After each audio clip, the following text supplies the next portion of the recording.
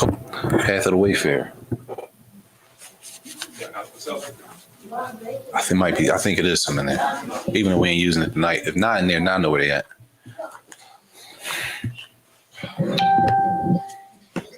Excuse me.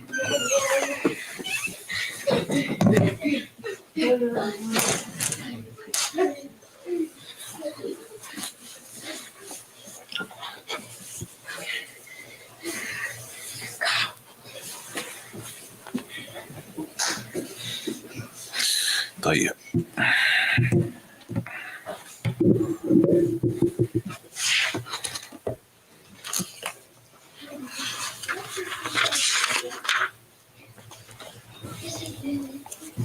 بسم الله الرحمن الرحيم الحمد لله رب العالمين وصلى الله وسلم وبارك على نبينا محمد وعلى آله وصحبه أجمعين ما بعد. So tonight we're going to move away from Minhaj al-Salikin for the next chapter, the Path of the Wayfarer. We're not going to use that tonight. We'll come back to it when we need to come back to it, inshallah. And tonight we start on the chapter Faslun wa Shurud fi Nikah Nu'ani. So this, we already did the conditions for the marriage contract to be valid, but now we do the conditions that a person might put in the marriage contract, right? So these are conditions like, let's just say a person says, I'll marry you if this. If you do this, I'll marry you. If you do this, then I'll marry you. If you don't do that, then the marriage is off, right? This is a marriage in the actual contract. طيب. قال رحمه الله والشروط في النكاح نوعان. When it comes to conditions inside of the marriage contract, right? It's two types of conditions. Either the condition is sahih or it's fasid. Sahih or fasid. Either the condition is a valid condition or it's not a valid condition. All right. Either the condition is valid or the condition is not valid. And he's going to get to it. He says sahih. So the sahih, the condition that is sahih says kashati ziyadatin fi mahriha. Condition, for example, this is what we got to understand. A contract is what, y'all? What is a contract? Because we can make sure. It's an agreement, right? And what usually happens when people do contracts? That's the worst thing. That's the worst thing they do. They disobey the contract. They don't hold up the end of the contract. But no, that's the ending. In the beginning, initially, they do what? They sit down and what's that called? Negotiate. It's a negotiation. Some things automatically come with the marriage contract, right? Some things automatically come with the contract. That's the origin of the contract, all right? So the things that automatically come with the contract is one thing. But now a sister might stipulate. She might want to put something in her contract, right? What she puts in the contract could be valid, and it might not be valid, okay? Everybody with me? طيب. So the valid, it says sahih, the sahih type. Like what? Like a sister says, her and her brother sitting to get married, and she says, and I'm just using the number. I'm not saying that we have, because some places, y'all, it might not be us. Some places they have like a general, we call it a dowry, right? A dowry, sadaq, mahar. There's a couple different names for it, right? In some places, there's a general, like the women, this is general what you want to pay for a dowry, right? Other places, it might not be nothing set specific amongst the people. So I'm just using a number. Let's just say, generally, the women in that area give for a dowry $2,000, right? She comes, and that's the norm. People get married, the dowry is $2,000, 22, maybe 18, right? That's normal. She comes and she says she'll marry you on a condition she wants $5,000 for her dowry. That's out of the norm, right? That's a condition she puts in her marriage contract, right? Can she do that? Right? This is a valid condition, which means, y'all, you got to understand this. It's a negotiation. This is a contract. The man doesn't have to accept that. He don't have to agree to that. And if he doesn't agree to that, now what happens? We still negotiating, right? It's negotiation because you got to understand one thing we already getting with the marriage contract. She's getting food, clothing, and shelter, and the man gets what? We do this. It's always the pause, huh? Obedience. He gets what? He's enjoy his wife, right? When he calls her, as we say, as the book says, the translation, when he calls her to the bed, right? And he wants to be intimate with her at any time. He has all access to his wife to be intimate with her at any. That's part of the contract, right? It's part of the contract. Therefore, we know the hadith about if she denies him. Why are those hadiths so strong about if a woman denies her husband and doesn't come to the bed? Because that's part of the contract. That's part of what he signs up for, right? So if she denies him, that she denies an origin from the original contract that she agreed to, right, put out, and that he agreed to. Tell you. So she says she wants a dowry of 5,000, and the norm is 2,000. He don't have to agree to that. He can say, no, I can't do that. And now she might say, all right, well, I can't. She might say, well, it has to be at least 4,500. Right? She could, whatever. It's a negotiation. He can agree. He cannot agree. He might say, listen, the norm is 2,000. That's what I'm sticking with. And she might say, well, I'm not going with that. Khalas, they don't have to get married. Right? Is that the best thing to do? I'm not saying what's the best. I'm saying what is allowable. Right? What's allowed. Tayyib. Now, what if he does agree to that? This is the issue. If you agree to that, brother, brother's got to understand this is important. If you agree to that, فَإِن لَمْ يَفِي بِذَلِكَ فَلَهَا فَسْخ. This is an important word that we might not hear a lot. If the man agrees to paying that condition, let's use the dowry. He agrees to the 5,000, right? And then he doesn't follow up and meet the condition. He agrees, yeah, I give you, all right, 5,000, that's okay. Yeah, by the time, and then he don't hold up his end of the bargain.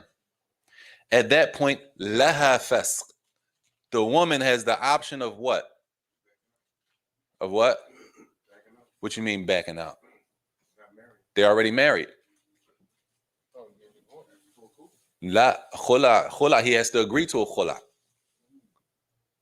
A khula. If she asks for you, all right, well, since you're not giving me the 5,000, just give me a khula. He has to agree to that. No, it's bigger than that. You agree to a condition she put in the marriage. Then you don't uphold the condition. You didn't have to agree to it, Aslan. In the beginning, you didn't have to agree to the 5,000. You violated the contract, which means she has the option now to terminate the marriage without your approval. It doesn't mean she wake up tomorrow and say, no, that means hukm al-hakam, that there's a third party that has to be involved. The man has to come in, his wife has to come in, they have to sit down with a board of people. It has to be a whole process. But if that process goes through, that means the man doesn't have to agree that the marriage is over. The marriage is over based on what? You violated the condition of the contract. Clear? She doesn't have to end the marriage. She can do what? She can let you slide. But for real, in reality, you're out of line because you did what? You violated the contract. You agreed to that. You didn't have to agree. You're supposed to negotiate with her. Listen, 45, I can do 2. She like, I'm not coming. I do 28. I'm just saying it's negotiation. If she says this and this, y'all don't have to get married. But if you agree to that, right, then you have to stand on that. And if you don't, she has the option, insists, fasakh nikah, which is termination or annulment of the contract without the approval of the other party, because a fasakh could be for a man or a woman. It doesn't mean you wake up the next morning and say this marriage is over. It doesn't go like that. Okay? You don't, the fasakh nikah, the termination of the marriage contract is not in the hand of the woman, nor is it in the hand of the man. A third party comes. Third party mean a board of imams, a board of shuyukh. Somebody comes, they have to look, make sure that all of this equals that. Yes. So with any violation, is there a statute of limitations on when you can implement? That's a good question, and it is. It depends, though. He said, when you violate a contract, is it a statute of limitations on it? Like you got a certain amount of time before you can. It is. But it depends. That depends. It's going to come back up. Tayyib. So if a person violates it, now the issue is what else? Because that's the only example. But this is another issue. He didn't mention it here, but he mentioned it in the other, in the Path of the Wayfarer. What if the woman gets married and she stipulates in the contract as a condition? She says, I'll marry you on a condition you don't take a second wife while I'm married to you. Sisters, is that permissible? Is that a valid condition? Brothers? Brothers say no. Is that a valid condition? She says, I'll marry you on a condition that you don't take a second wife while you're married to me. The brother signs off on that. He laughed at him. You got to laugh at the brother. She might have been worth it. Allahu A'lam. He might have saw her to be worth it. You know what I'm saying? Tayyib. The ulama differ if that condition is valid or not. Why? Some of them say, هذا الشرط صحيح. It says في خلاف لبعض العلماء فمنهم من ذهب إلى أن هذا ليس بصحيح. Some say that it's not a valid condition. A valid condition, because it's not a valid condition, doesn't mean their marriage is not valid. That condition is not valid. The marriage is fine. But that condition of the man, some say, no, you can't put that condition. Why?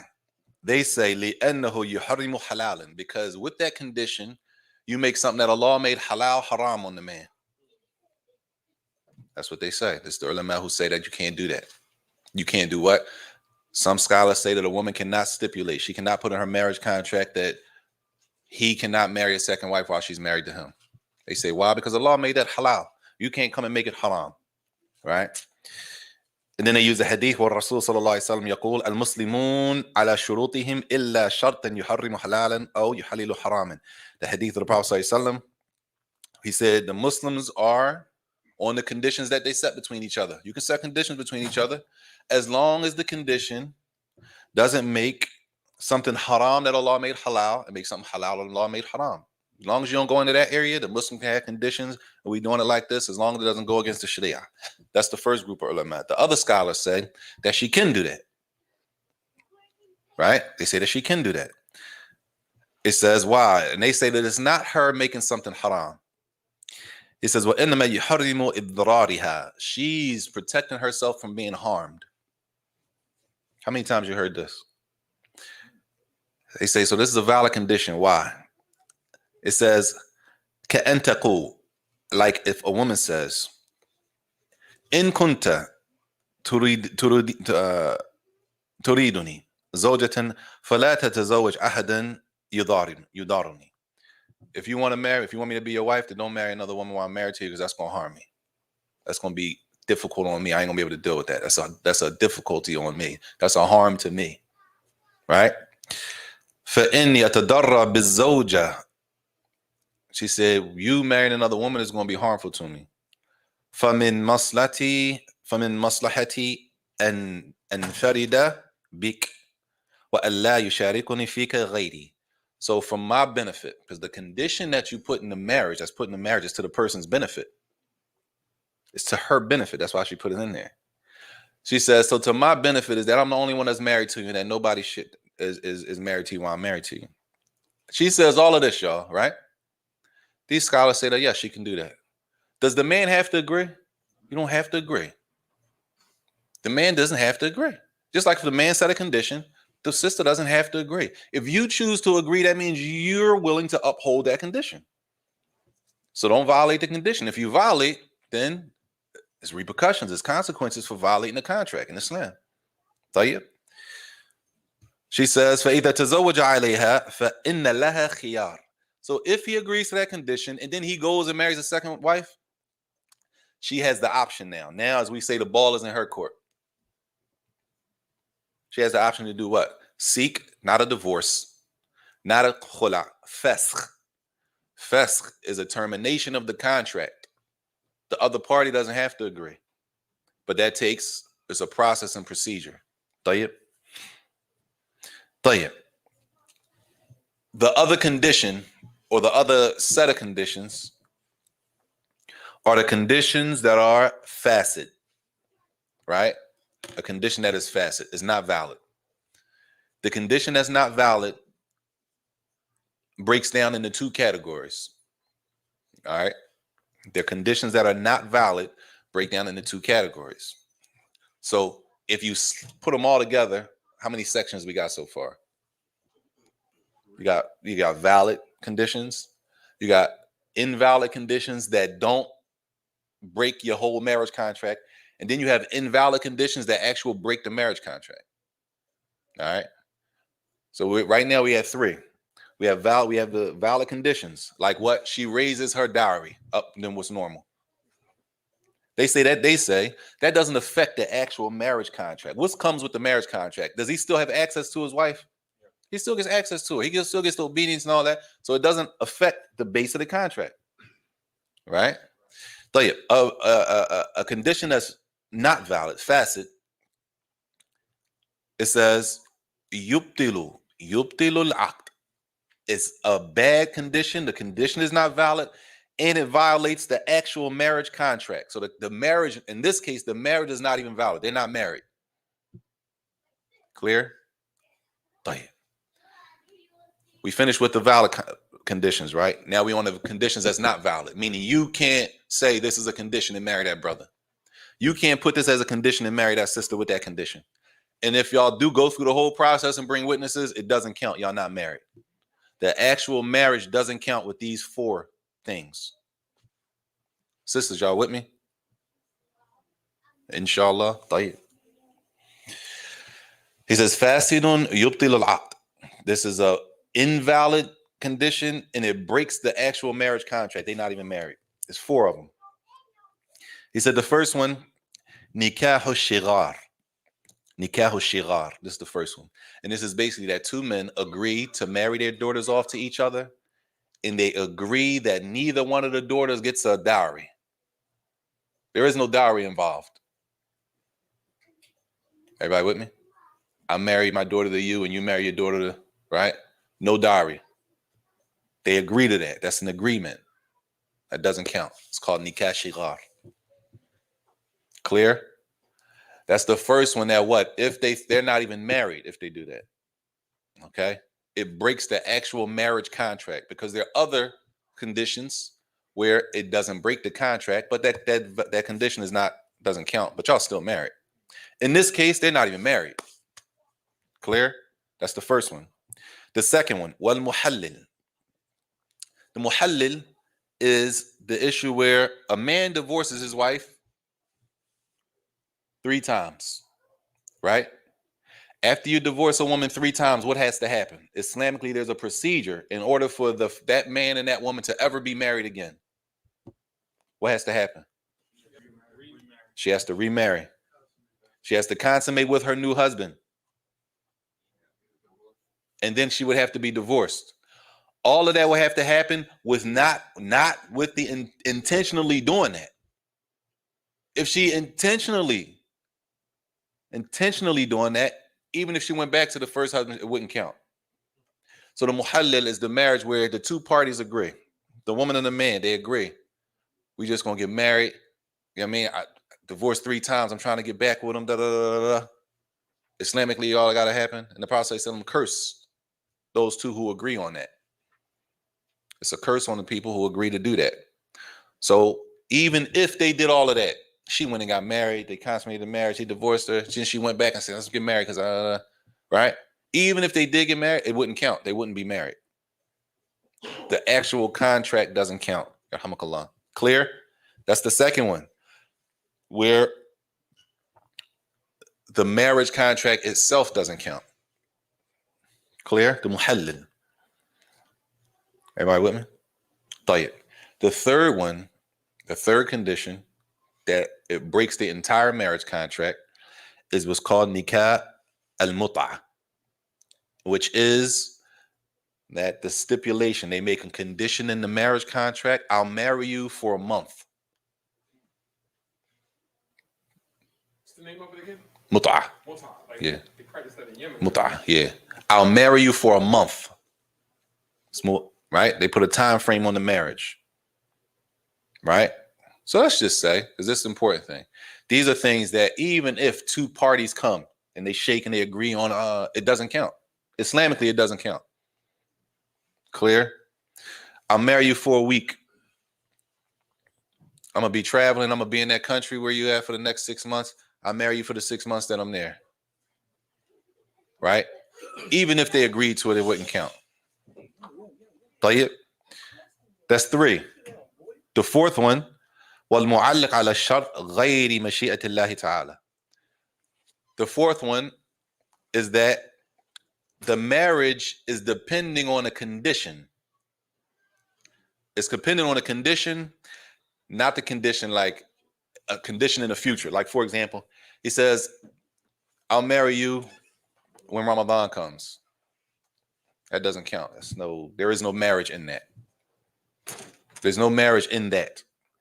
Not like if a person says, right, they're at a nikah and they say they accept the whole and they say inshallah. Not like that. Not like inshallah, like not right now in the future. No. Talking about that they connect the marriage to something in the future. Mustaqbil. Or I'll marry you if somebody else is pleased with it. If my mother likes you, I'll marry you. That doesn't count. None of those 4 count. Clear? Everybody clear? Not just the condition is false. The condition is not valid and the whole marriage contract is not valid. Meaning those 4 people who did those 4 situations, they were never married. Clear? Any questions? طيب. This is the second group or the second category of invalid conditions. The second category of invalid conditions, yes, they are married, but the condition doesn't count. You might as well throw the condition in the trash. You can't. That's not really a condition. So, yeah, they're still married, but that condition doesn't count inside of their marriage contract. All right? Everybody clear? The first one was what? The marriage didn't even count. The condition is invalid and the whole marriage contract is invalid. But after that, you got another one. The condition is not valid, but the marriage contract is valid. They're still married. Okay? He says, وَفَاسِدٌ لَا يُبْطِلُ كَشَرْطِ أَلَّا مَهْرَ أو لَا نَفَقَ. A brother goes and says to the sister, he says, a brother says to the woman, I'll marry you, but I can't spend on you. I'll marry you, but I can't with the condition. I can't give you no dowry though. I'm not giving you a dowry, but I'll marry you. They get married, right? They are married. The marriage contract is valid, but that condition of her not getting a dowry is not valid, which means he still has to what? He still has to give her a dowry. Clear? Everybody with me? So if they get married, is there a negotiation at that point? Yeah, because sometimes people get married and you say the dowry is going to be delayed until next month. Like announcing what it is? Not necessarily. You don't have to necessarily announce it. As long as they understand, the wali knows, she knows, they all have an agreement with what the dowry is, the dowry can be delayed. Right? So, like if you had the contract, right? And you say, if a brother say you're not getting a dowry, how can you proceed without nipping off right then and there? You'd be surprised what people do. I'm saying that's the point. You can go further. She might agree to it. She might really want to marry him and agree to it. Right? Even if she agreed to it, it's not a valid condition. He still has to give her a dowry. And they get married. The marriage is fine. The marriage is fine. Yes, they're married. Fine. But he still owes her a dowry. Clear? The man puts a condition. I'll marry you, but I can't give you your maintenance, whatever that is. I can't spend on you. Nafaqah. Spending on you is out the window. I can't do that. I'll marry you, but I'm not spending on you. Right? They get married. She agrees. He set the condition. Because you got to know, nafaqah, spending on him is whose right? That's the woman's haqq. That's her right.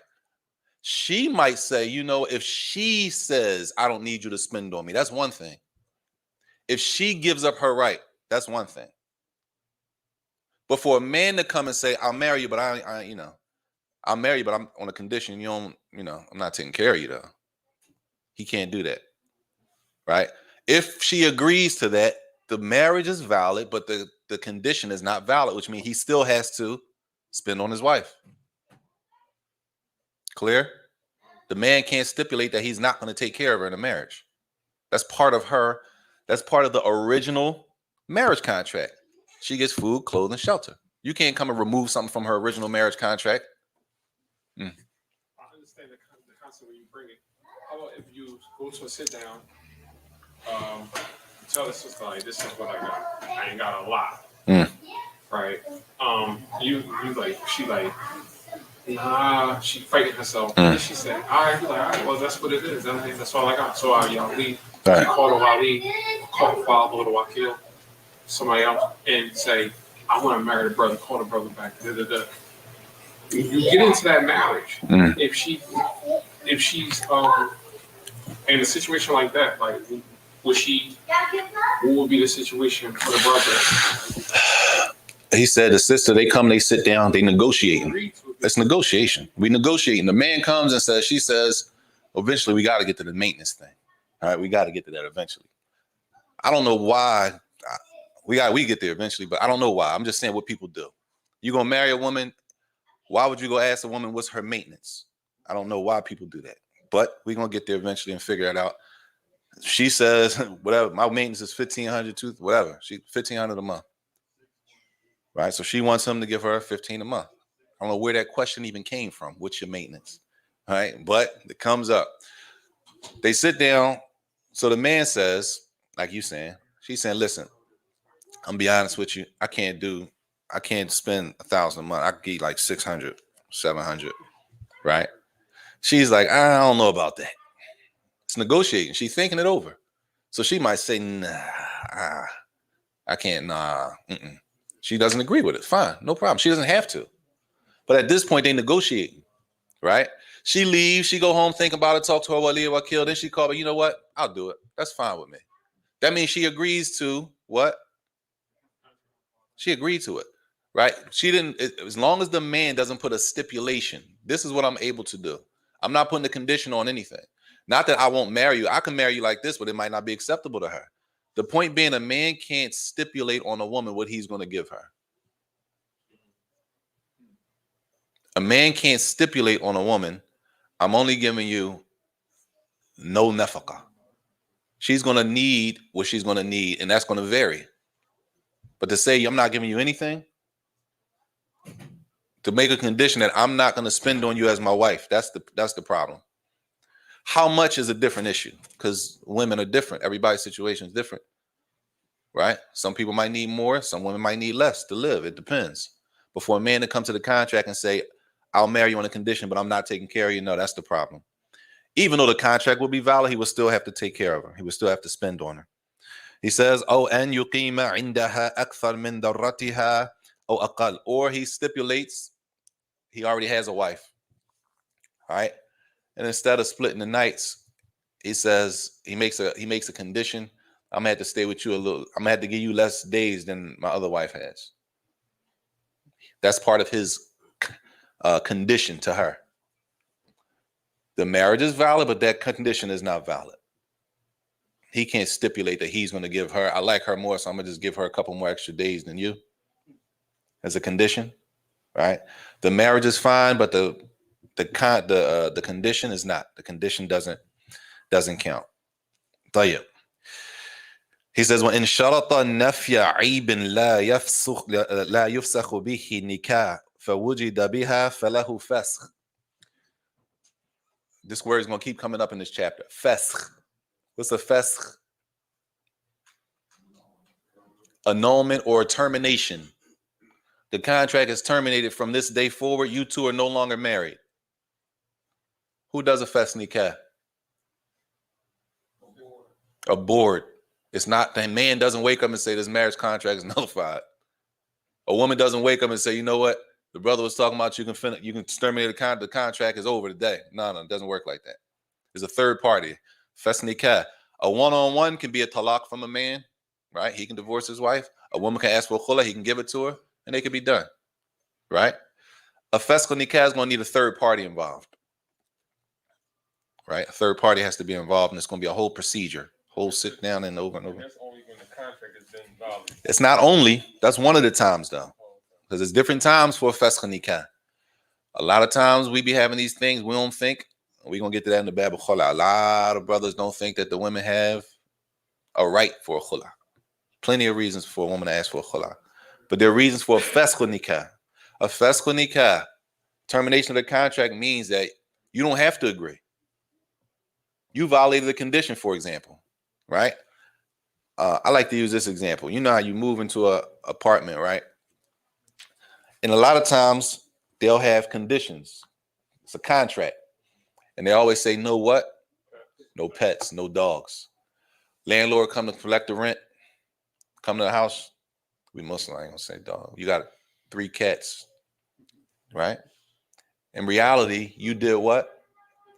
You broke the contract. You nullified the contract. You broke the contract. So in reality, the landlord could do what? You got 30 days and you're out of here. Wow, I got people upstairs with life or death allergies in this building.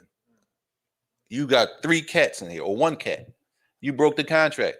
It's in the ball is in the landlord court.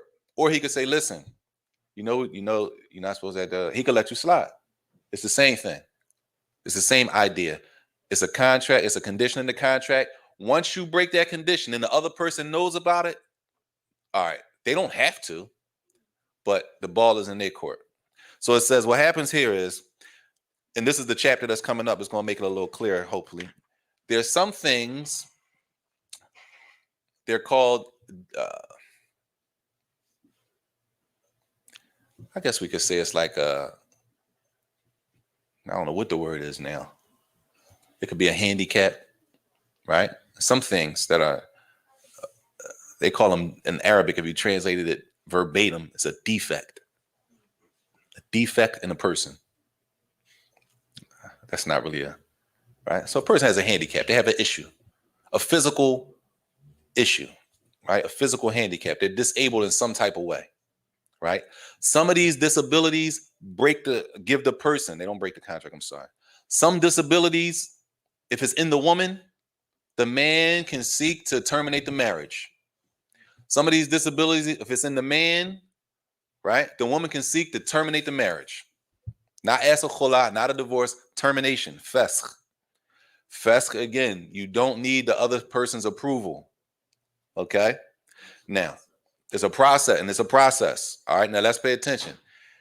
Let's say you make a condition on a woman, or the woman puts a condition on a man, and it's not those things. It's not those things where you can get a fesq, but you just don't want a woman. You just don't want a woman that has this certain thing. Let's say, for example, a man meets a woman he doesn't know, right? And he says, for example, he says to the woman, I'll marry you as long as you don't have no tattoos, right? As long as you don't have no tattoos. As long as you have no tattoos, we can get married, right? She agrees. Alhamdulillah, they get married. Stuff for love. I'm just saying it's real, right?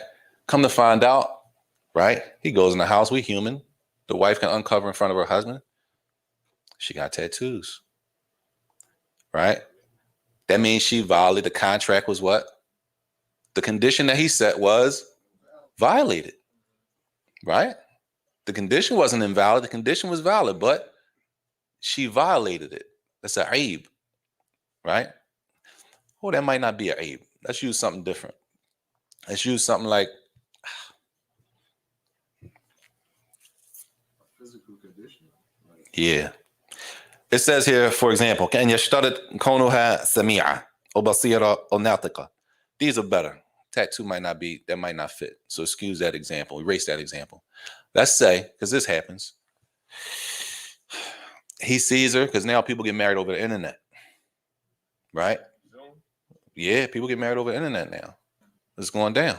2021, it's going down over the net, right? Then he go over there and he makes a condition. He says,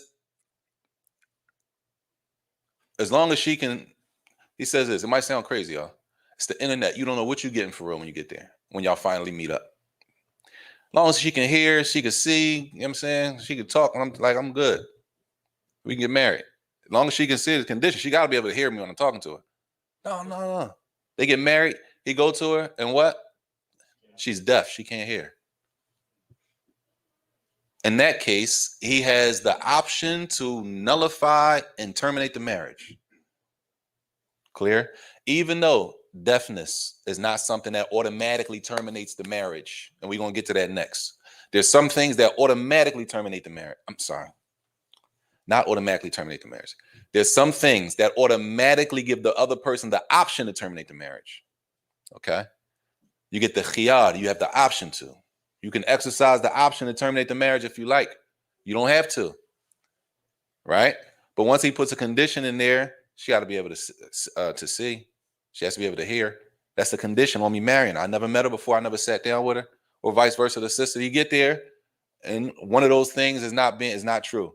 That means that person who put the condition has the choice now of carrying out the termination of the marriage or not. They don't have to, but they have the choice.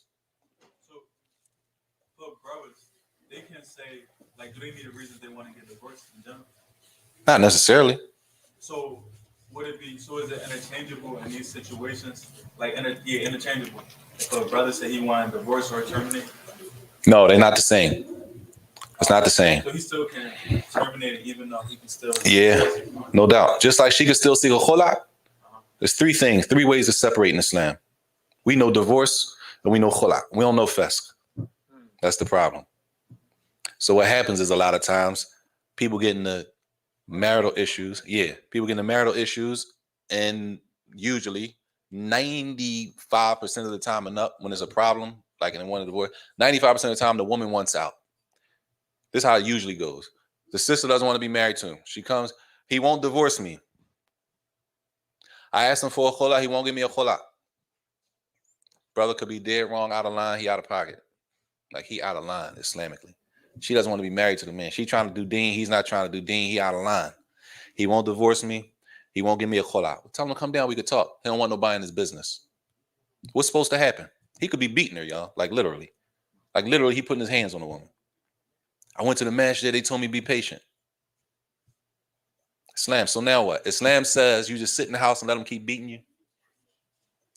So the third option is called fasq nikah, termination of the marriage contract, where the other party doesn't have to agree. Tell you, there's some things, there's some disabilities in the man and the woman that if this is the case, the other person automatically has the option. Okay? That doesn't mean they have to exercise the option, but they have the option. That's the next section, which is faslun wa aibun nikah thalatha anwa'. It says wa aibun nikah thalatha anwa'. These disabilities, or these, they call them defects, is three types of them. Three types of defects. Some defect is good. Disability, let's say disability. Defect sound like a machine or something, like in the computer got a defect, got a bug. Let's say it's a disability, right? Some disabilities are specific to men. Some disabilities are specific to women. And some disabilities are what? Shared between men and women. Clear? Some disabilities, only men, that's specific to men. Some are specific to women, and some are shared. It says, non mukhtas bil rijal, the type that is specific to men. Ka jabbin wa unna. Kajabbin wa unna. Right?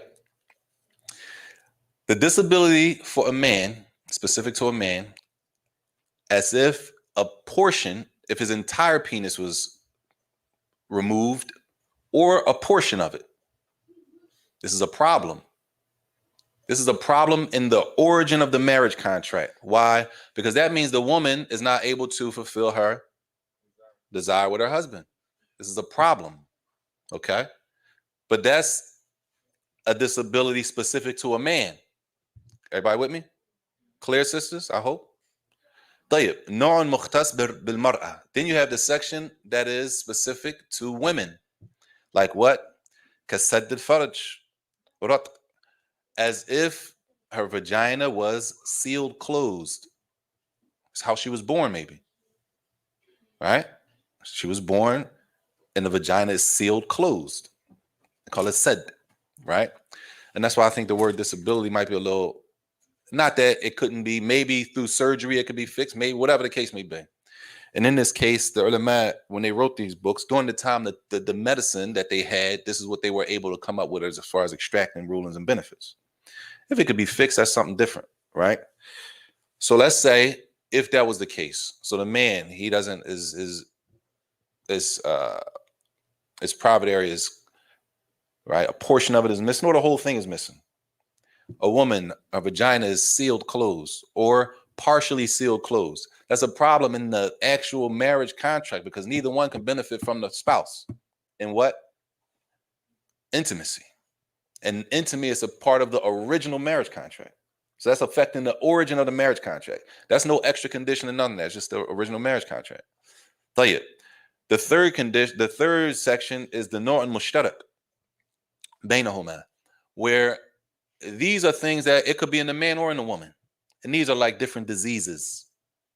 The example they give, y'all, is kajunun.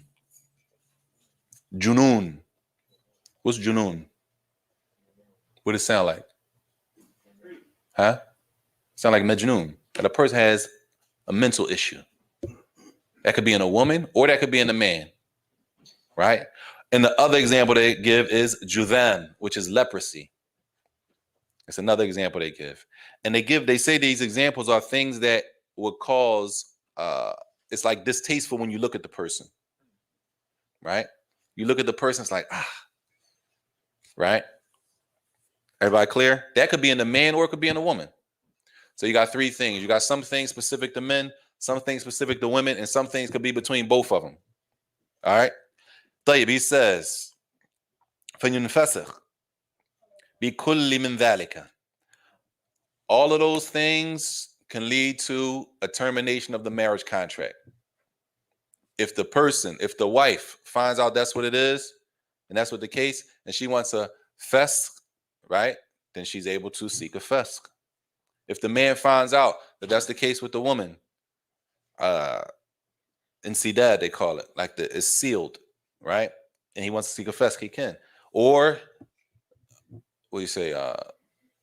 We say mental. They have a mental condition. They have something mental is going on with them, right?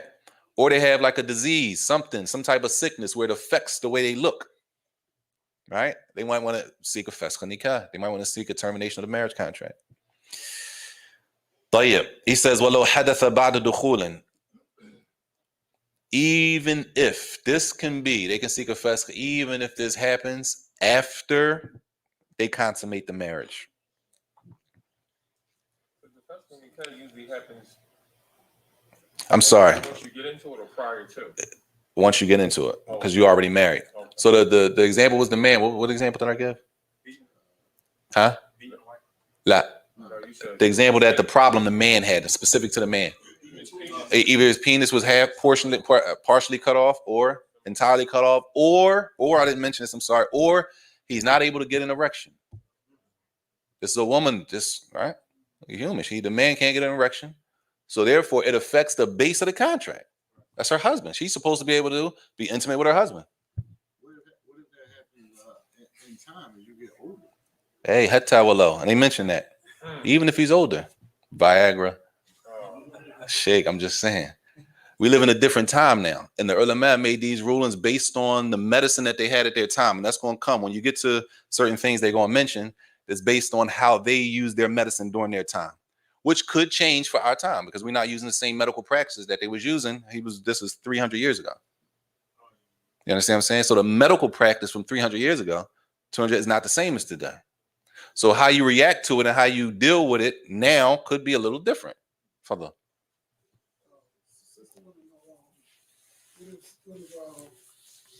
She had the marriage contract, right? And she was married, and she found out that her brother was smoking maybe cigarettes a week. Uh-huh. She don't know that, yeah. A fesq, not necessarily a fesq. A fesq nikah generally, these are things, the fesq nikah and na'ib, these are, if you're paying attention, they disabilities that affect the person from being able to benefit physically from one another. Meaning, if a person smokes cigarettes, not that it's allowable, it's not like the same thing as the penis being removed. It's not the same. Okay, it's not the same as the vagina being sealed closed. Mm-hmm.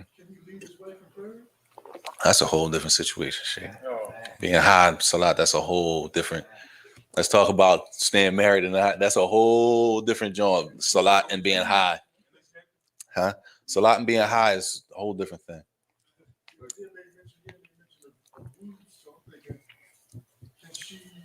Let's say it wasn't time to pray.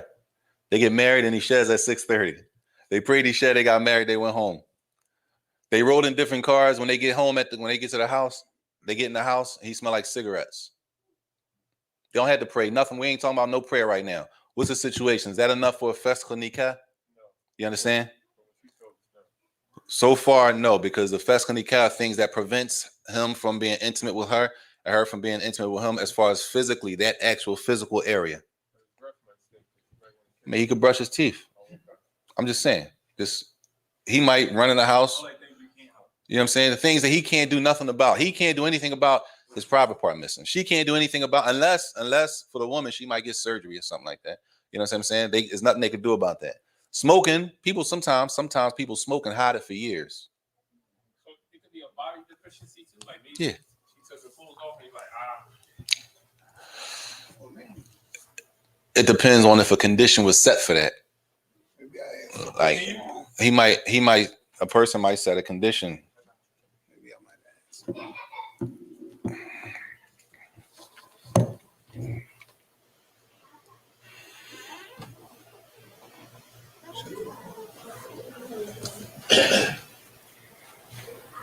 Yeah, thank you. Because you don't put something in the contract. Listen, people, you can marry somebody, they could be doing a bunch of stuff you don't know about. Right? You can marry somebody's sister or brother, you never knew they smoked. You never thought even to ask. Just because you find out they smoke, that's a aib. Is it like this? No. Now, there's another level of the fesach nikah. That's a little later on now. That's just right now, we ain't get there yet. There's another level. Fesach is not only for these. This is the beginning of the introduction of termination of a marriage contract. All right. It's not stuck here, though. It's not only this. Yes. So if you ask all these questions, like you just straight transparent, Mm-hmm. like you smoke a drink, and they're like, nah, but you find out they do. Right. Is that That's not terminate. There's a way to deal with it. There's a way to deal with it. I'm not saying you can come to a sit down a lot of people and then they find out once y'all get married. It's a way to deal with those things when they happen now. All right. It's a way to deal with them. But wouldn't that be asking somebody to expose their son if you got multiple partners? Yeah, but when is it permissible to? At times, it's permissible to expose things. At times, the origin is that we don't expose our sins, but there are times when sins have to be exposed so that the other person is not harmed. What if, for example, I got bad asthma? I can't be around no smoke, nothing. Right? You marry someone, you gotta ask that question. Do you smoke? I can't have no smoke nowhere near me. Some people got bad asthma. I'm not trying to expose your sins, but listen, I got a condition. Do you smoke? I have a condition, like a health condition. If me not asking is going to jeopardize me now. You understand what I'm saying? So there's some times when things have to be put on the table. Tayyib. It says, so all of those things that was mentioned, even if it was after they consummated the marriage, even if they find out these things after the marriage is consummated, they still have the option to seek a termination of the marriage contract. It says, Labi Nahwi, not if the person is blind or he's blind or they can't talk or they're missing a hand. Say they're missing a hand. Say they had a, you know what I'm saying? How that happens, y'all, is not the issue because it happens. People get married without seeing people all the time. You do know sisters marry brothers in prison, right? Over the phone. Might have seen him 6 years ago. Went to middle school with him, went to high school with him. He booked. She married him. She don't know what his condition is. She might not know what his condition is at the time. Right? So what if she gets there, find out he missing 3 toes?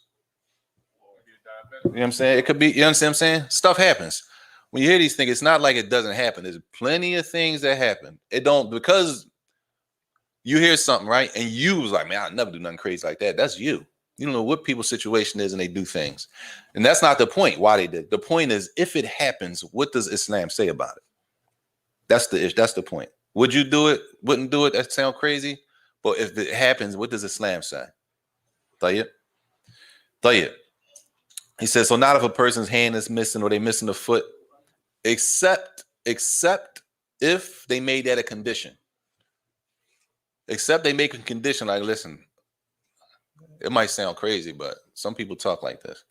Listen, man, as long as they got all their limbs, I'm good. She got to have all her limbs. He got to have all of his hands. And like, maybe she experienced something before. Let's just say a person sets a condition like that. And then they come to find out that the person is missing a hand. Okay, then they have the choice of seeking a termination of the contract. All based on you violated the condition. Right? طيب. It says, وَمِنْ ثَبَتَتْ عُنَّتُهُ أُجِّلْ سَنَةً مِنْ حِينٍ تَرْفَعُهُ إِلَى الْحَاكِمِ. What if she finds out that the man has a defect, he can't get an erection? Listen to the type of medicine that they used in their time. He says, أُجِّلَ السَّنَةً. She goes sees the person, the hakim, and she delays the seeking of a fesk for 1 year. She's married to him. He has erection problems. And they say what? She delays seeking the termination of the contract for a year. Why? Huh? See if he can get fixed. What else? See, I was saying, like, if it can get better. She might be willing to change her mind and just work through it. I don't know. She might be willing to work through it, but they say give him a year for what? Sisters know why?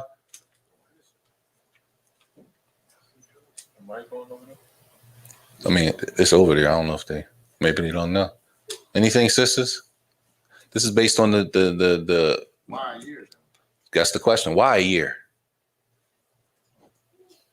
Allahu Akbar. It's based on their medicine during their time. They say because the man's issue could be the weather and the time of year it is. He could be affected by the cold winter, or he could be affected by the heat. So they say give him time to see if that's an issue. Does it have to do with something like that? Can that be worked through? Right? That's what they did. Now, do we have to do that now? It's possible now that there's different ways to cure it. Right? I don't know. Whatever the way to cure it, let's just say it's a way to cure it, and the man says he doesn't want to. No, I don't trust him doing that. Right? It's different. Everybody get to sit. The point being is they said that year based on their medical practices at the time. طيب. He says, فَإِن لَمْ يَطَعْ فِيهَا فَلَهَا فَسْقٌ. So if he's not able to be intimate with her, then she can seek a termination of the marriage contract. This is a valid reason. This is a problem in the base of the contract. The base of the contract for the husband and the wife is that they're supposed to be able to be intimate with each other. When something affects that, that's a problem. Okay? It's not that it's possible it can be fixed, but you got to understand that the other person on the other side who's losing out in that case, they have an option. طيب. It says وَخِيَارَ عِيب عَلَى التَّرَاخِي. And he spoke about this. He said, خِيَارَ عِيب, when you find this handicap or this deficiency or this disability, they say they can seek the fesk ala tarahi, mean they don't have to do right away. They might find out and just think about it for a minute. Not a minute, like weeks, month, right? Not why would you wait a month? Let's just say somebody waited a month. Anything could happen, y'all. She finds out and he travels on business. He gone for 3 months. She never asked for a fesk nikah. There was never, right? So she thinking about it. The whole 3 months she gone, he's gone. She thinking about it. Ala tarahi, right? They say she has the ability, or the person has the ability to do that. They can delay it as long as lakin yasqut bima yadul ala rida. But the person loses that choice of determination if they show any signs of being okay with that handicap that the person has. Again, a person has the ability to what? Seek a termination. They lose that option if they show signs that they're okay with that disability in the person. Jade, how does that look? They could say they're fine with it, right? They might just say they're fine with it. They're fine with it. Or they could just go along like, yo, it's cool. Ain't no big deal. They might just agree it's fine. I don't have a problem with it. I mean, I know it's a problem, but like he said, maybe a person will work through it. You know what I'm saying? Yes. We live in times now that brothers and sisters, when they get in marriage, they really don't know each other. Mm. When they're kind of a time of incident, sometimes the brother might feel like she's not attractive enough for him, or she might think that he's not attractive enough. Mm. So when it comes to that, most of the time, the sister or the brother will be impatient. They don't want to wait. They just want to get a club, go behind them. Right. Some women will be attracted to them. Right. Will have instantly with them. This was going on in Islam now. Marriages do that. They doing it. Right. Sometimes we're going to get to that. That's going to come in the chapter of the khula. The brother said that people get married and the spouse is not attractive to them. They lose the attractiveness or something like that. What do we do in that case? That's coming. Inshallah. This deen is the haqq. No stones left unturned. طيب.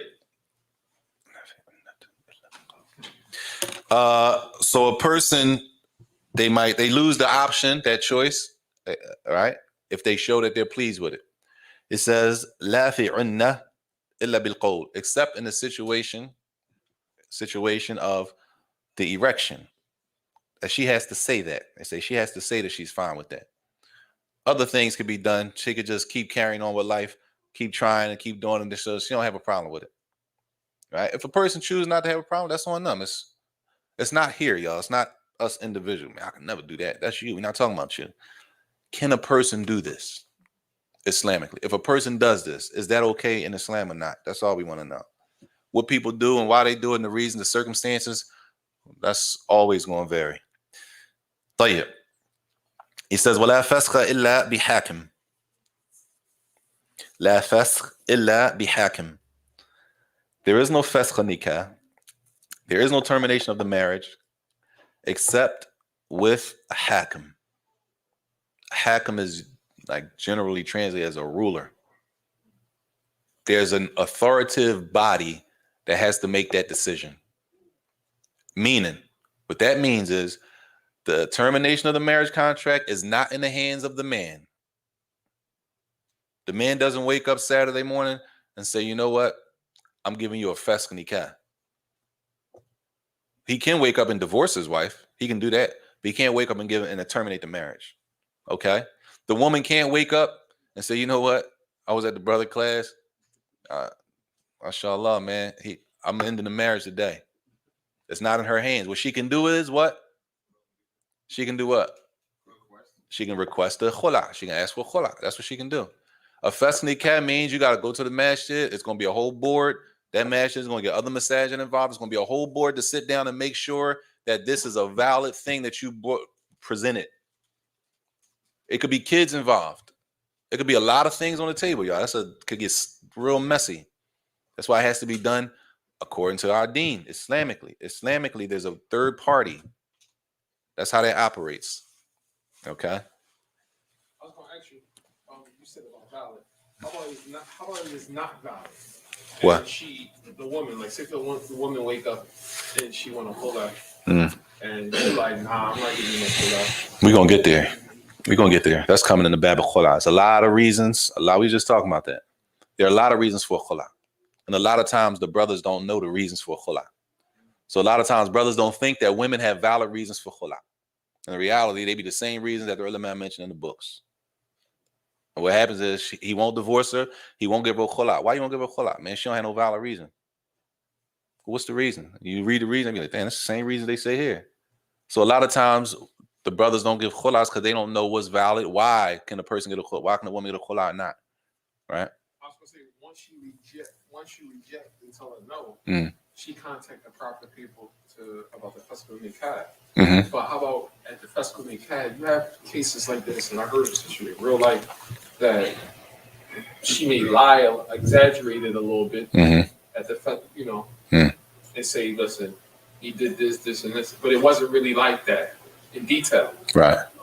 how do they rule if they don't know if it's two people besides? Like, Well, the same way a courtroom rules. People go into a room and they air out everything that's going on. Yeah, deliberation. The woman could say she can pump it up, she could geese it up, she can gas it up and all that, and put the spin on it, and the man could do the same thing, right?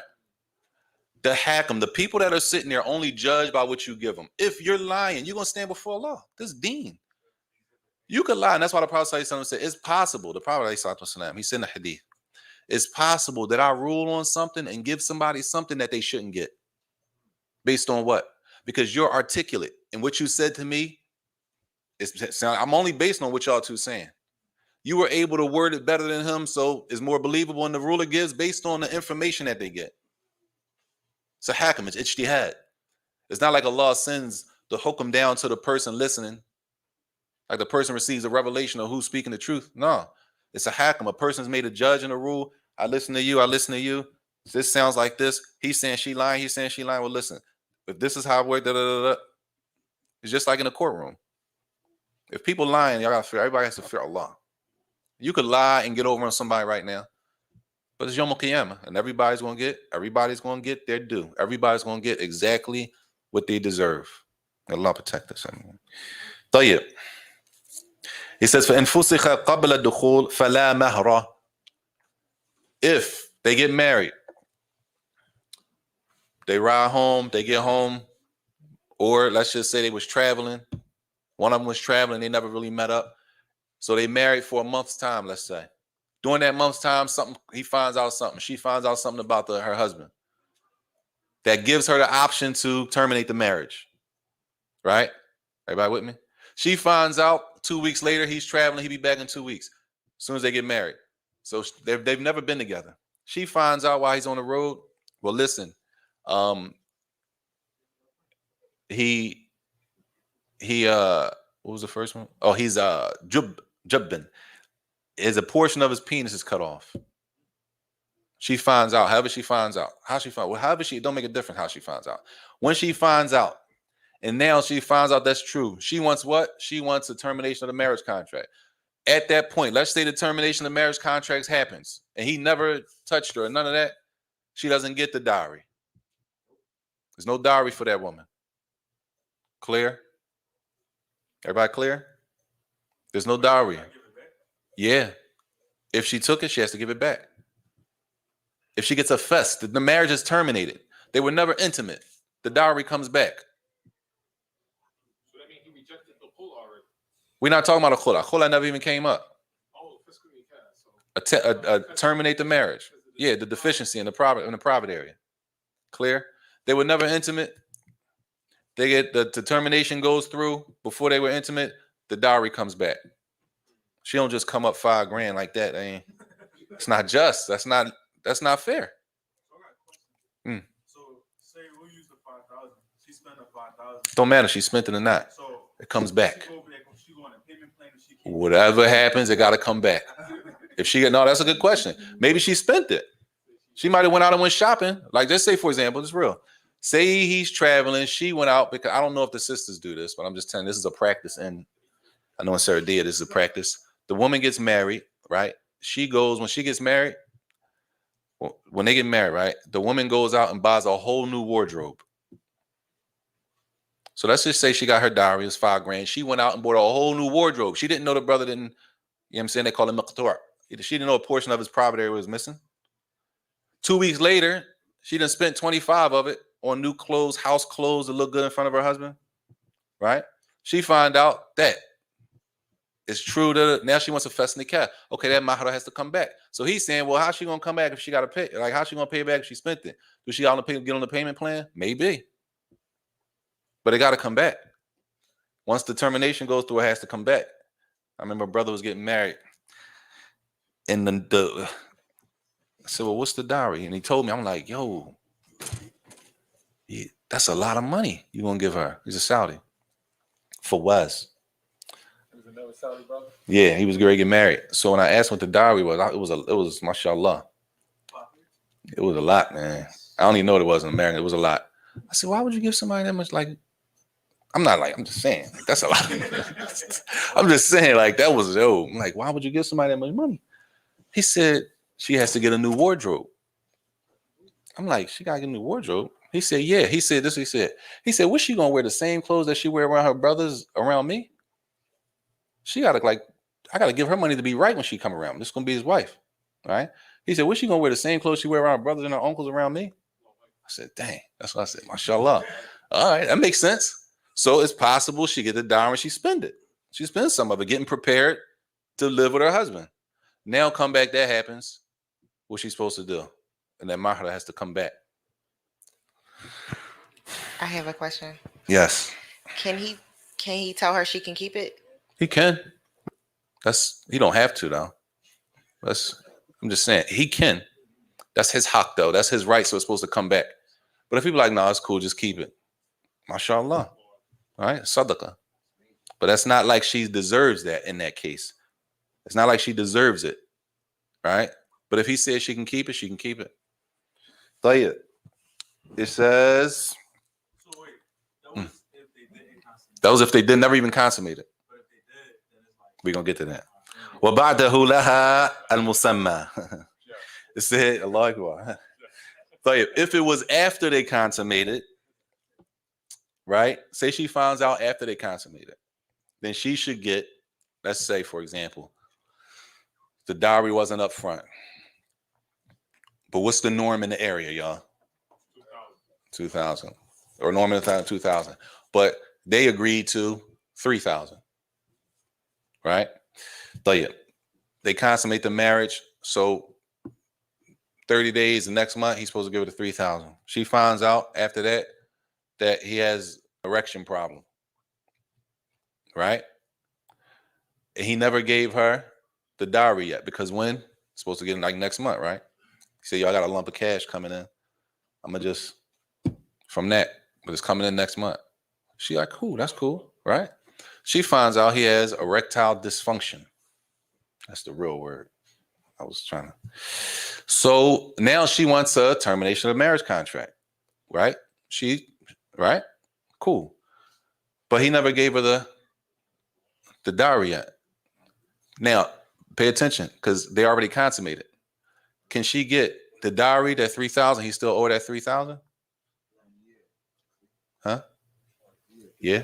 He consummated. She gets the 3,000. Even if she wants a fasakh nikah. It was after they consummated. It's a big thing. Huh? The contract still stands. The contract stands. But now she wants to terminate the contract because she found a deficiency that we spoke about, right? And they consummated the marriage. They agreed, and she wants a fest. Then the musamma is hers. What they spoke about is hers. Yes. Okay, just imagine, he has another wife that he ain't telling her. And she found out. You know what I'm saying? And they consummate the marriage with his wife and her. Right. You know what I'm saying? So the marriage is not invalid. The marriage is still going on. What you mean? The marriage is not valid? The marriage is not invalid. I mean, there's no cooler. You know what I'm saying? If she asks for it, there have to be a real reason for her. No. We're not talking about a khula. We're not talking about khula. We're talking about termination of the contract. Fest. We're not even talking about khula tonight. That means when you sign the contract, it's jaded. It's done. That's it. Right. You know what I'm saying? That's it. That goes for the two parties. So Okay. they already agreed to it, to the contract. Right. The wakil. Okay. You know what I'm saying? So once the wakil make a decision, he said, look, you got to sign this, and I have a copy. So this way he gets the copy, and she gets one. So this way it's valid. You already said That's the origin, Sheikh. That's the origin of the contract. But sometimes, plain Jane, sometimes people do things and they violate. And when you violate, whether you agree or not, there's specific times, whether you agree or not, you violate it, it's over from here on out. And that's a process. Whether the other person agrees or not. That's the fest. That's not the khula. We're not even talking about the khula. This issue of termination of marriage contract is not khula. It is not khula, and it's not divorce. This is fasakh, termination, annulment, void. You don't have to approve. The other person doesn't have to approve, but a third party is involved to carry out the procedure. It's not in the hands of the man. It's not in the hands of the woman. What's in the hands of the man, y'all, is what? The divorce. A man can divorce his wife. What's in the hands of the woman can ask for khula. A feska is not in neither one of their hand. They don't. Okay, that's not their decision, or that's not their call. طيب. So it says here, if it was after he consummated the marriage, they consummated the marriage, he found out, she still gets the 3,000, right? So, but the marriage contract is terminated. So what, he just out $3,000? A lot, basically.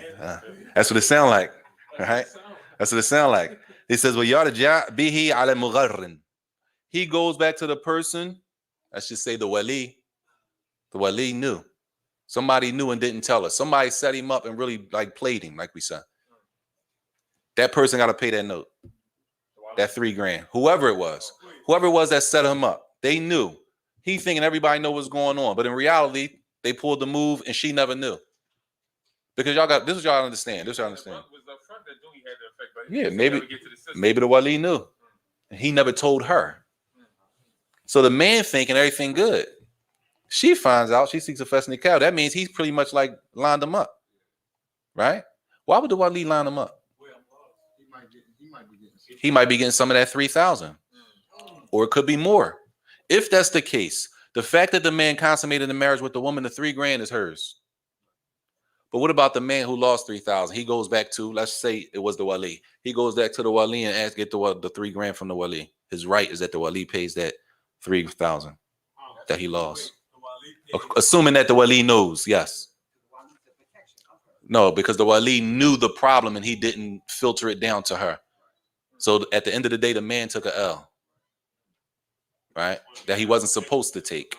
He wasn't supposed to take that L because the wali knew. So in reality, the wali was supposed to tell her. She was supposed to be able to make that decision before consummation. Before we go any further, she would already know. He got a what? No, I can't deal with that. I'm cool. And they would have never been married. It would never been an issue. But since the wali didn't tell her, for example, she thinks everything's fine. They go get married. They go home. He behind the consummation. She take her clothes off. Then she find out, right? She gets her dowry. So what happens with the wali? Why you never told her? No. Well, you need to get my $3,000 back. All right. Clear? طيب, and this is the last issue. Further. What if they didn't consummate the marriage and she found out when she was... Well, we already did that part. If they never consummate it, then she don't get the mahar. Then she don't get the dowry. He's saying like if they get to it and then he tell her like. As long as they don't consummate. Okay. If they call it dukhul. If you specific, I'll just leave it at consummate. You know what I'm saying? Dukhul. Money issue thing. You already know the brother's not gonna get the money. No. He just lost out. I hope not. Stuff a lot. He like, yeah. I hope not, Akhi. We hope not. We talking. All right, listen. We're not talking about what people do. We talking about deen. That's what's supposed to happen. What a person doing, what they don't do, if they don't practice Islam, that's on them. A person don't practice deen, that's their problem. We talking about what the deen says. What the deen says is you deceive the man. You owe that. That's what Islam says. No, what the person do, that's on him. If he don't do it, that's his problem. طيب ويقر الكفار على نكاح فاسد إن اعتقدوا صحته. 2 non-Muslims are married, right?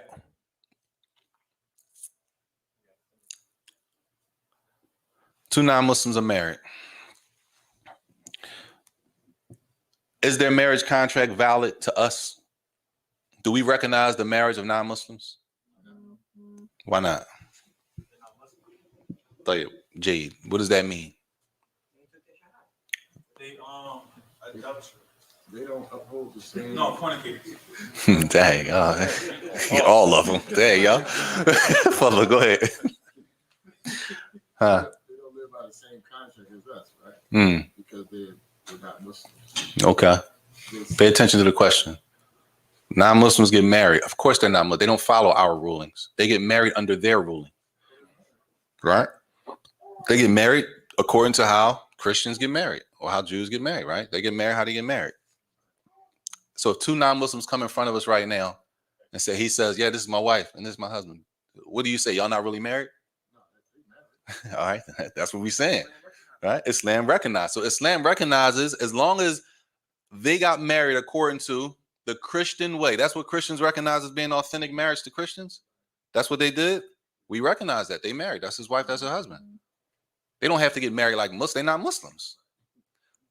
Right? Everybody got family members. You got family members, they married. They got married. They had a Christian marriage. Right?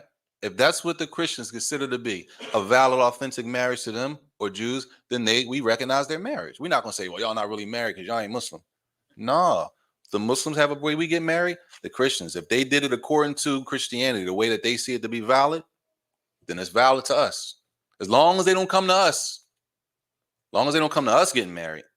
It's different if two non-Muslims come in here and they want a Muslim to marry them. That's a different situation. We're not talking about that. All right? We're talking about two non-Muslims, two Christians. They go and they do a whole Christian wedding. They come next week. They say, yo, you know, we got married. Oh, y'all got married? They did a whole Christian. We recognize their marriage. Clear? As long as their marriage is recognized in Christianity. As long as they did it authentically according to their deen, according to their religion, then we recognize it. Clear? Meaning we don't have to bring a bunch of non-Muslims in here and then marry them under us. They didn't come to us for their marriage. So they marry how they marry. We marry how we marry. طيب, and the last thing, when أسلم الزوجان والمرأة تباع إذن أقرّا. Let's just say the two non-Muslims become Muslim. They both accept Islam. Right? And the woman at the time, she's in a position right now to be married. Because it's possible she's not in a position to be married right now. Right? As long as she's in a state of being able to be married,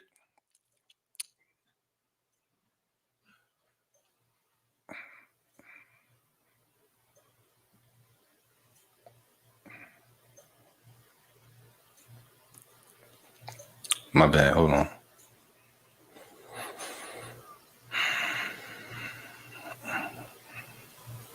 As long as it's a situation where he can marry her, it's fine. But if he's not allowed to marry her, for example, let's say it's two people, right? They both, two non-Muslims, they both become Muslim, right? They were married already, but now they both become Muslim, right? It depends now. Now it depends. We're not talking about two Christians that were married, and we're talking about two Christians. They both became Muslim. Now you got to look at it. Is he allowed to marry that woman in Islam?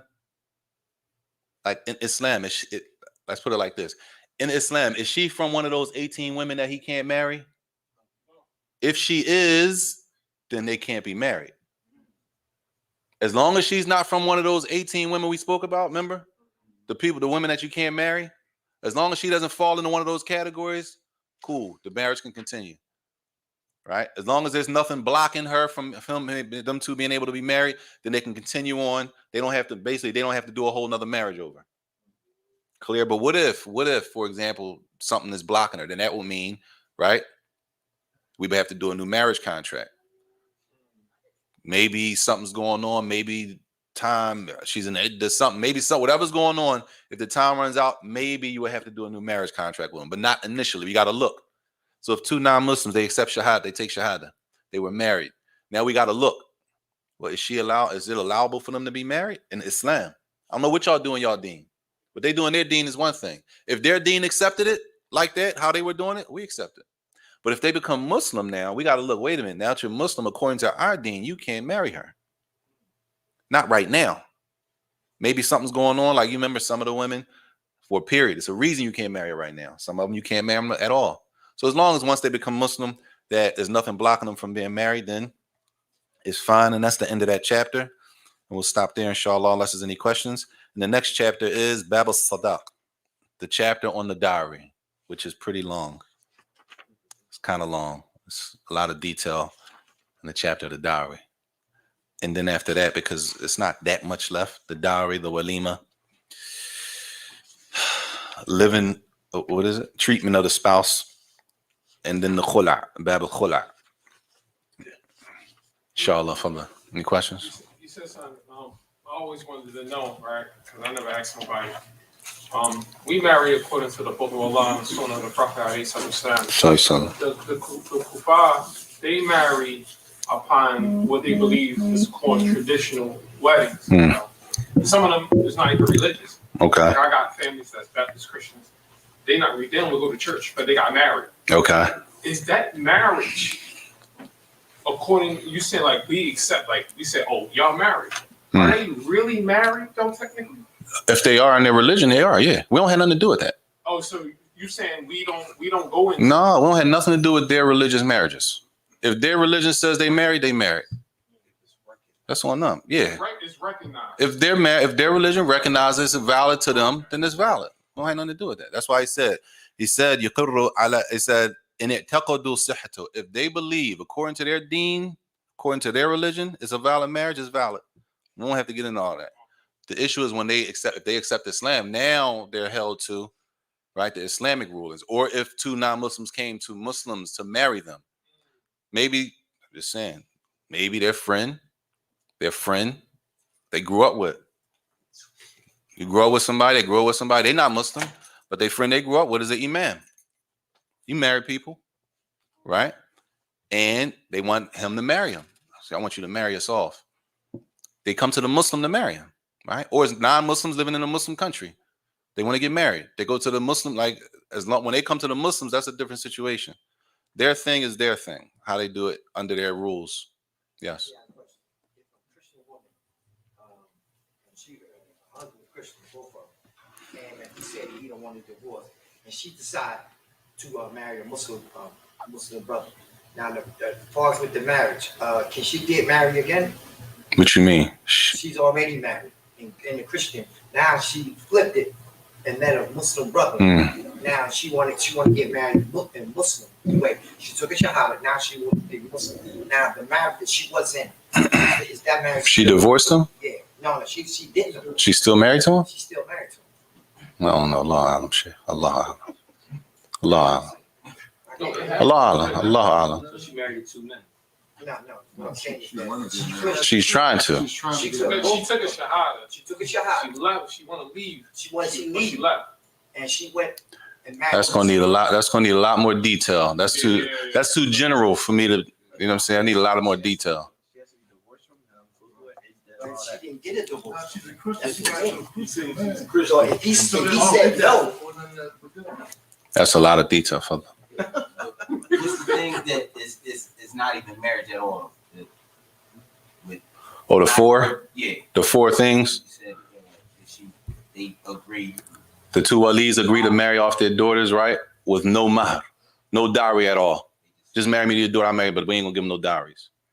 Right? The second one is that the man and the woman agree. What happened? She was divorced by her husband. He divorced her 3 times. So she knows she can't get married back to her first husband until she marries again, consummates the marriage with him. He divorces her. So she finds a brother, agree, listen, just do this so I can get married back to my husband. Muhallil. Never counted. The marriage never counted. Right? The third one is the marriage for a specific time period, right? He says, I'll marry you for a month. The marriage is for a month. That's the condition they put in there. Marriage never counted. And the fourth one was what? Huh? Like the planet. What you mean the planet? Like I'm gonna marry you. a couple weeks Ramadan. out. That's Don't marry you in Ramadan. The last. I'll marry you if Ramadan comes. I'll marry you in Ramadan. Yeah. Like when Ramadan comes, I'll marry you. I'll marry I'll you. marry you. Y'all like me. Yeah, if my mom like y'all, then I'll marry you. They put a condition. They attach it to some condition that has to be met. They were never married. I mean, they were never married. The other ones is a little different, but those are the ones where they were never married. The contract is invalid. Facet. يبطل العقد من أصله. وينك أنت؟ I don't know what to do. So, for women that's married, if they're Christian. دقيقة. Hold on 1 minute. فاسد يبطل العقد وهو 4 أشياء. ها؟ نكاح الشغار والمحلل والمتعة والمعلق على الشرط غير مشيئة الله.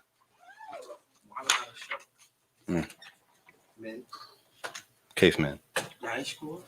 معلق على شرط غير مشيئة الله تعالى. ايوه.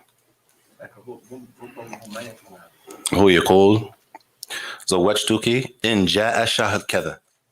I'll marry you when Ramadan comes. They never married. صح؟ لكن هذا ممكن هو يلعب بكلام ما ادري يلعب ما ادري انت. لكن قد يفهم منها هذا يحدد الموعد يعني. هل وقع العقد ولا في عقد يعني. ايوه لا لا ما يمشي. that was the 4. لا ما يمشي في العقد. لا So basically saying like, I marry you if my mom, like you said, my mom was like, yeah, they put a stipulation on it. It says, "Oh, in radiyat ummuha." If your mom like me, I'll marry you. Like they put something on it. It never happened. You can't you can't lock her in now, brother. It's like you can't lock her into a marriage contract like y'all married. And right, it's Ramadan in 6 months. You sit down with her, say, "Listen, I'll marry you if Ramadan comes." What you mean it's in the contract? Yeah, this is the condition they put on the contract. It never happened. Clear? He says, "For hadha batil min aslihi." This contract does not count from the origin. It never happened. Wallahu ta'ala a'lam wa sallallahu wa sallam wa barak nabiyina Muhammad wa ala alihi wa sahbihi wa sallam. Yeah,